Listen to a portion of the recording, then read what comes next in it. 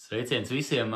Šodien esmu ciemos pie klienta un apdeitosim Daikin siltumsūkņa programmatūru, jeb softvēru. Pēc rūpnīcas, es negribētu teikt atsaukumu, pēc rekomendācijas ir ieteicams konkrētam modelim uzstādīt atjauninājumu. Un attiecīgi esmu atbraucis tieši to arī šobrīd izdarīt.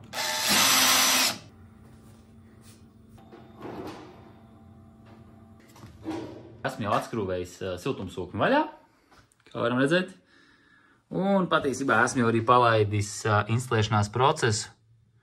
Tas viss notiek ar speciāla Daikin datoriņa palīdzību.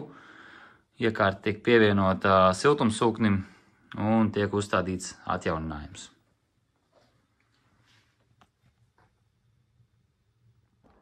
Tagad esam pie ārbloka. Principā ārblokam daram tieši to pašu. Atjaucam ārbloku. Jo iekšas blokam un ārblokam ir atsevišķs plats, līdz ar to arī programmatūras katram ir sava. Sākumā uzlikām iekšas blokam jaunu programmatūru, tagad liekam ārblokam jaunu programmatūru. Varat uzmest acis, kā tas aptuveni izskatās. Kompīts, plate, pievienojums.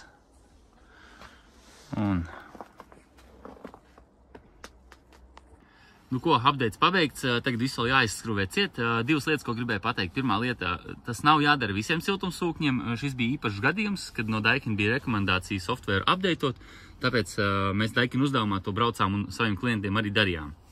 Otra lieta.